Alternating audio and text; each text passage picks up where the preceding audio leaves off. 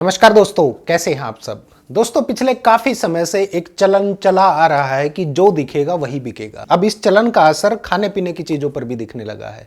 खाने पीने की चीजों को अच्छे से परोसने में आजकल ड्राई आइस का चलन बहुत ज्यादा हो गया है। आपने कई रेस्टोरेंट्स में देखा होगा जहां खाने की चीजों को आकर्षित दिखाने के लिए धुआं निकलता दिखाया जाता है।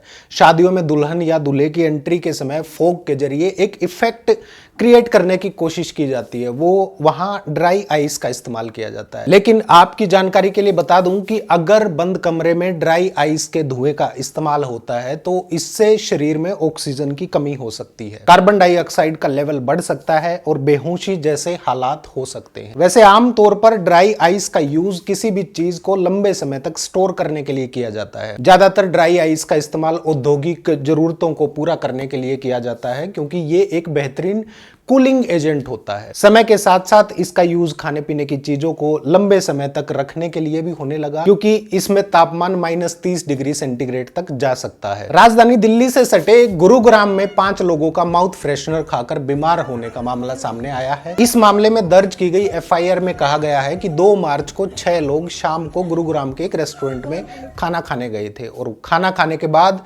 रेस्टोरेंट के वेटर ने उन्हें माउथ फ्रेशनर ऑफर किया था, जिसे केवल 5 लोगों ने खाया और माउथ फ्रेशनर खाने के बाद 5 लोगों का मुंह जलने लगा और खून निकलने लगा। एफआईआर में लिखा गया है कि छठे व्यक्ति ने माउथ फ्रेशनर नहीं खाया था क्योंकि उसकी गोद में एक बच्चा था और उस व्यक्ति ने जोर देकर जब वेटर से पूछा कि क्या खिलाया है तो उसने एक पॉलीथीन दिखाया। इन लोगों ने उस पॉलीथीन के पैकेट को अपने कब्जे में ले लिया और पुलिस के पास मदद के लिए फोन किया। माउथ फ्रेशनर खाकर 5 लोगों की तबीयत बिगड़ते देख उन्हें गुरुग्राम के एक निजी प्राइवेट हॉस्पिटल में भर्ती कराया गया और डॉक्टर को वो पॉलीथीन दिखाया गया जिसमें से माउथ फ्रेशनर दिया गया था। अस्पताल के डॉक्टर ने पॉलीथीन में मौजूद चीज को ड्राई आइस बताया और उन लोगों ने उस पॉलीथीन को भी अस्पताल में ही छोड़ दिया। हालांकि इस मामले में पुलिस पूछताछ कर रही है, लेकिन मालिक और स्टाफ के खिलाफ मुकदमा दर्ज कर लिया गया है और मैनेजर को गिरफ्तार कर लिया गया है। इस मामले में पुलिस ने भारतीय दंड संहिता की धारा 328, 120 बी के तहत एफआईआर दर्ज की है।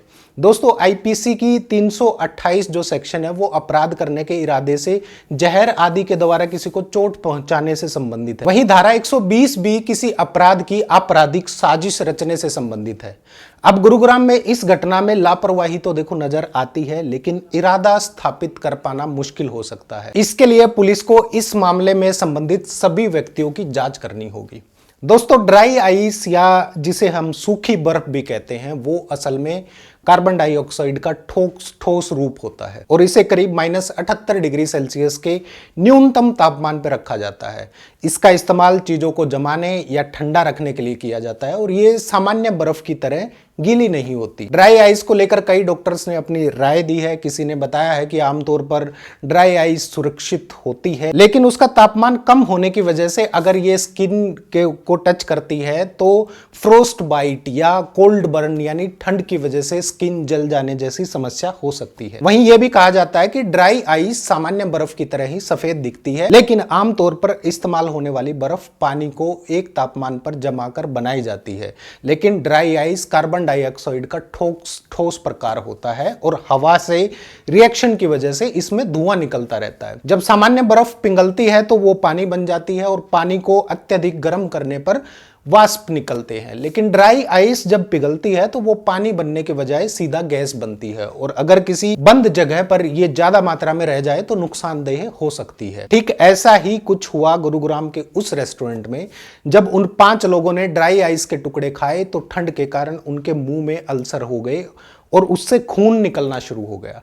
ड्राई आइस को बिना दस्ताने पहने इस्तेमाल नहीं करने की सलाह दी जाती है क्योंकि इससे स्किन जल सकती है, लेकिन यहां तो इसे खुलकर खाने की चीजों के साथ परोसा जा रहा है। दोस्तों, यह बात ऑलरेडी प्रूवन है कि ड्राई आइस बेहद ठंडी होती है। ऐसे में पेट में जाते ही वो जहां भी टच करती है छेद बना देती है, जो काफी हद तक इतना नुकसानदायक होता है कि जानलेवा साबित हो सकता है और अगर उसकी गैस फेफड़ों में जाती है तो इससे व्यक्ति बेहोश हो सकता है।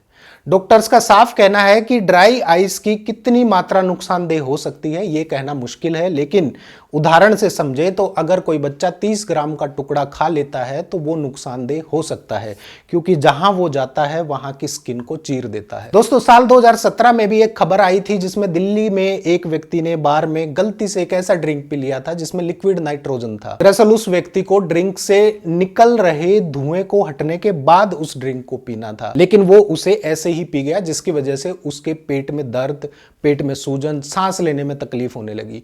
उस व्यक्ति को अस्पताल ले जाया गया, उसकी सर्जरी हुई जिसमें पाया गया कि उसके पेट में एक बड़ा छेद हो चुका था। दोस्तों, अक्सर ड्रिंक्स या खाने में लिक्विड नाइट्रोजन या ड्राई आइस के जरिए इफेक्ट देकर उसे आकर्षक बनाया जाता है और कई बार खाने की कूलिंग के लिए भी ऐसा किया जाता है। हालांकि नाइट्रोजन इतनी खतरनाक नहीं होती जितनी ड्राई आइस होती है, क्योंकि वो शरीर में जल्दी ऑब्जॉर्व करती है, लेकिन अगर ढंग से इस्तेमाल ना किया जाए तो वो भी हानिकारक हो सकती है। दोस्तों, ऐसी घटनाएं संभावित खतरनाक उत्पादों के बारे में लोगों को जागरूक करने के लिए ये सोचने पर मजबूर करती हैं कि दिखावे पर ना आकर खाने की गुणवत्ता देखकर ही उसे खाएं। इसके अलावा कंज्यूमर कोर्ट को भी ऐसे मामलों में संज्ञान लेना चाहिए। बेशक ड्राई आइस या लिक्विड नाइट्रोजन का इस्तेमाल खाद्य पदार्थों को आकर्षक बनाने और लुभाने के लिए हो रहा है, लेकिन इनका ड्रिंक्स और डिशेज में इस्तेमाल नहीं किया जाना चाहिए। स्वस्थ रहिए, ख्याल रखिए और सोच समझकर खाइए कि आप क्या खा रहे हैं। नमस्कार।